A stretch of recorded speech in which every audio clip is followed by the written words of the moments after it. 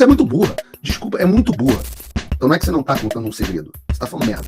O que você está falando é dos Estados Unidos utilizarem as suas políticas, as suas ferramentas de política externa para restaurarem um ambiente de liberdade de expressão, de liberdade individual, um ambiente democrático. Sabe desde quando os Estados Unidos fazem isso? Mais ou menos ali, desde 1790, 90 e poucos.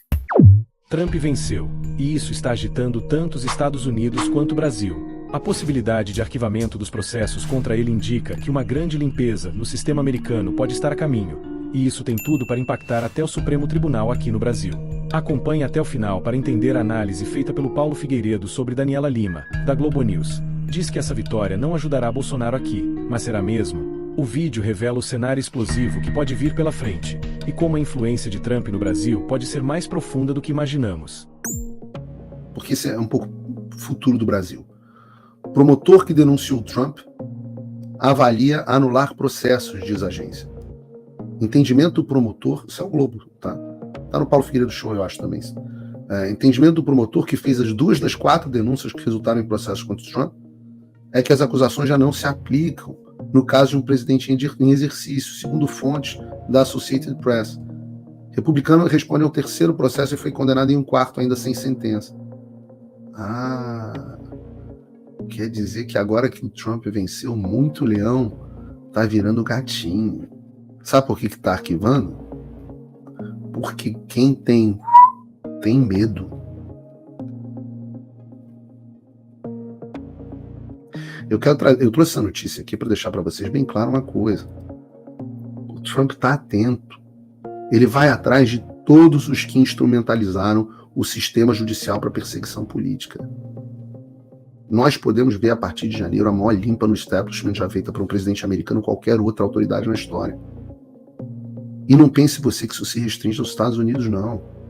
O Jason Miller, eu vi falando dele, um dos caras mais próximos do Trump, foi detido ilegalmente em um país chamado Brasil por ordem de um tribunal tirânico chamado Supremo Tribunal Federal. E eu pergunto a você que está aí no chat, se vocês acham que o Jason Miller e o Trump esqueceram disso. Responda aqui no chat, sim ou não? Trump esqueceu disso? Jason Miller esqueceu que foi detido por ordem de um tirano e constrangido? Vocês acham isso mesmo? Sim ou não? O Supremo, porém, como a Daniela Lima, nossa querida Dani, citou na Globo News, rejeita a tese de que o Trump possa fazer algo contra eles, ou mesmo que a eleição do Trump possa ajudar o Bolsonaro a se tornar elegível. Vamos ouvir a Dani. Aliás, antes de botar a Dani, eu tenho que fazer aqui, eu não vou mais chamar ela de nada, porque bota a Dani aí.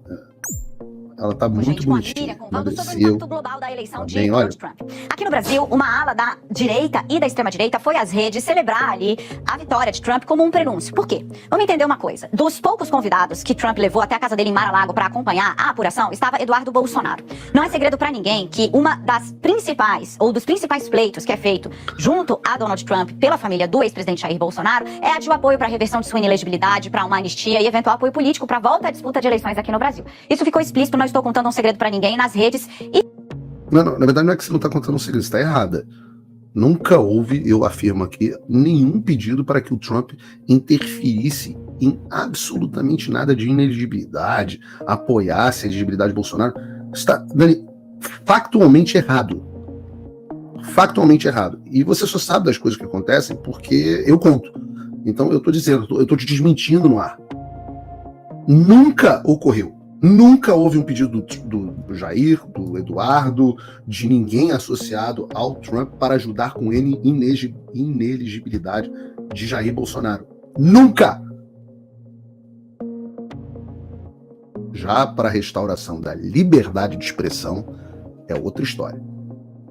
Então não é que você não está contando um segredo, você está falando merda. Cala a boca. Até numa entrevista, não foi exatamente uma entrevista, me parece declarações que o ex-presidente deu ao jornal Folha de São Paulo, que a gente vai repercutir. Uma entrevista. Pois muito bem.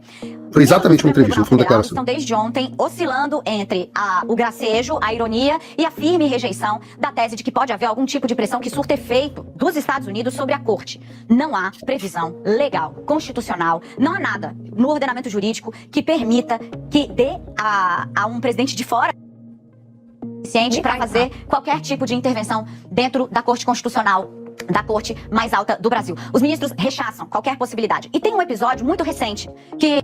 Mas é muito burra. Desculpa, é muito burra.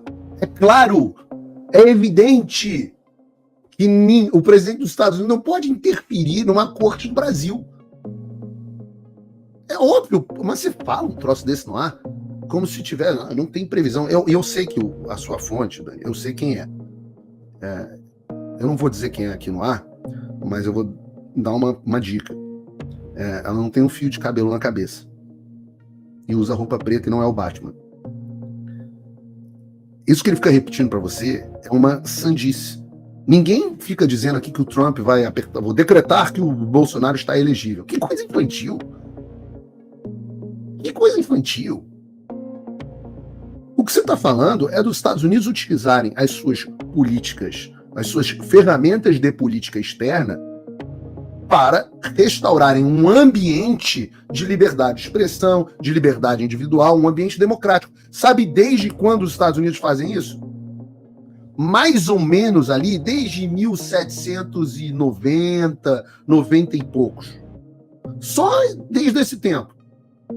Você tinha um presidente aqui, Dani, para mim um dos grandes, se não o grande presidente da história americana, chamado Teddy Roosevelt. Não o Franklin Delano, que você talvez goste, isso era uma bosta. O Teddy.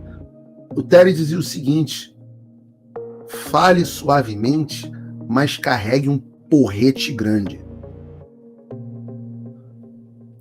Hoje o mundo tem centenas de democracias graças à política americana. Todo o trabalho da USAID, todo o trabalho da política americana de confisco, de sanções individuais, ele é feito para exportar liberdade. Em última instância, os Estados Unidos fazem a cagada que fizeram no Iraque, etc., onde eles vão lá tentar implementar a democracia na massa. Isso nunca funcionou. Mas isso deveria ser familiar, porque foi exatamente isso que os Estados Unidos fizeram para fomentar essa política demoníaca de censura, etc. Tudo isso já foi feito. Ora, os Estados Unidos mandaram o secretário de Estado, o diretor da CIA, William Burns, o assessor do presidente de assuntos estratégicos, Jake Sullivan, o chefe do Pentágono, todos para o Brasil para pressionar as autoridades brasileiras para não contestarem o Alexandre. Imagina isso na direção oposta. Ameaçaram sanções, falaram com os líderes militares e entupiram o cu do complexo industrial da censura, dos Felipe Neto da vida, com dinheiro para promover essa pauta, das universidades para promover essa pauta, dos Sleeping Giants para promover essa pauta, inclusive com dinheiro da USAID e do National Endowment for Democracy. Foi a América que bancou essa censura. Então não foi a América que virou e deu um decreto para o Supremo Tribunal Federal que a partir de agora eles têm que censurar e que o Bolsonaro não poderia ser eleito. Eles atuam através de diplomacia e soft power. E são esses instrumentos que mudaram de lado, fofa. Que não é mais fofa, tá voando aí. Parabéns. Ozempic. Parabéns ao Ozempic. Tá aqui, ó, Paulo Capelli. Como fica o visto? Nossa. E tá os ministros estão apavorados com isso. E que legal, essa é uma vitória sua. Tá aí, pô, os caras se cagando. É pra ficar na mão mesmo. É pra ficar. E você, o que achou? Deixe sua opinião e inscreva-se e ative o sino das notificações para acompanhar mais vídeos. Até a próxima.